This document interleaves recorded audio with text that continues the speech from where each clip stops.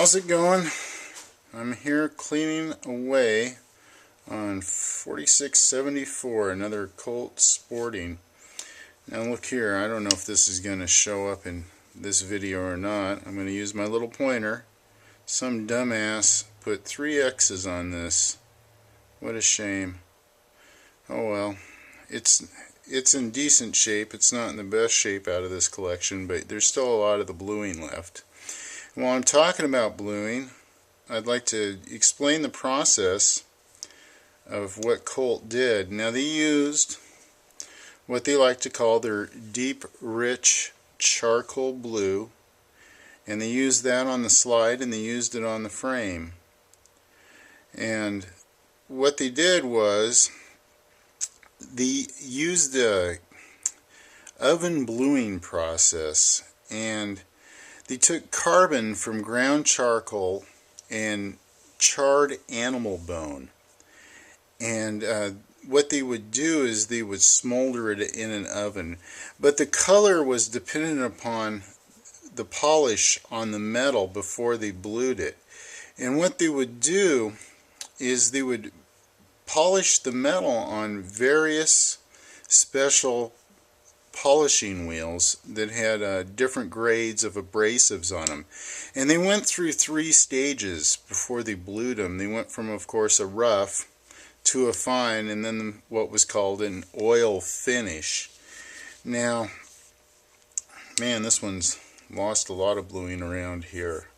You can imagine this was an expensive process, and it took quite a bit of time. In fact, I'll talk about it more, but when they got into the 1911s, they took and they sped that process up, and the finish of the guns, of course, paid the price. But being as how they didn't want a highly reflective finish on military guns for the obvious reason, you know, they moved away from this. But we're going to discuss right now what they were doing in 1902 and all the way up through the early 1911s. Anyway, as I said, a rough, fine, and oil finish in the polishing of the metal. And the small parts, like the, what do we have here?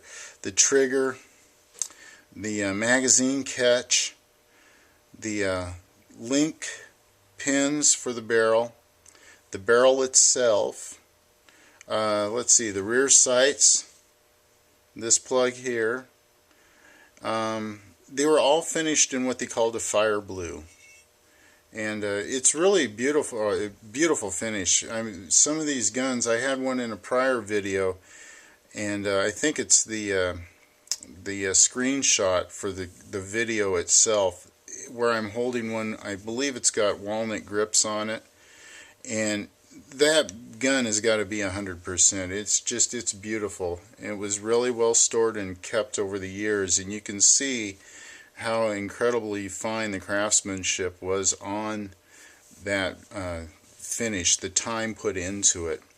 But anyway, they took and they went through the polishing steps. And I have a quote here from Charles H. Coles. He was a historian and curator of the Colt Museum, and he explained how they did the bluing process. Okay, so I'll read you that quote from, I believe I got this from the Douglas Sheldon book. And anyhow, wherever it came from, credits due to Charles H. Cole, the historian and curator of the Colt Museum. Anyway, he said that hand bluing was done in a coal furnace about 10 feet long. Just above the fire was a solid grate to control the flame. The top of the grate was covered with ground charcoal and bone to a depth of approximately 3 feet. The charcoal was brought to a smolder. Excuse me, I'm going to grab one that's got a much better finish on it. Now this one you can still, if I can get it to reflect in the camera to capture it, you can see that fire blue that they talked about on the trigger, and you can see that it is definitely different than the frame color. Don't worry, I'm not going to be a dumbass and scratch this. So anyway, The charcoal was brought to a smolder. Parts to be blued were first thoroughly cleaned in gasoline by workmen wearing white gloves to prevent fingerprints, and then placed on rods or holders, approximately 10 of them, and placed in the smoldering charcoal. Those are his words. So, in the smoldering charcoal. After 2 to 3 minutes, they were withdrawn and rubbed with a handful of oakum or tow and with a powder known as whiting. This was repeated approximately 6 times until the proper color was obtained. Incredible. What an incredible amount of work to doing the finish on these. That's some pretty fine craftsmanship. One other thing I will mention about the Sportings, a little off topic here. Of all of them, there's only one that was engraved according to factory records. So that gives you an idea. Anyway, I just thought I'd do a little video on the bluing process. Appreciate everybody that's following these videos. Thank you very much. Thanks for tuning in, and until next time, guess I'll just keep cleaning away. I'm going to run out of rags. I'm going to have to buy some more gloves soon, huh? Alright, hey, thanks for watching.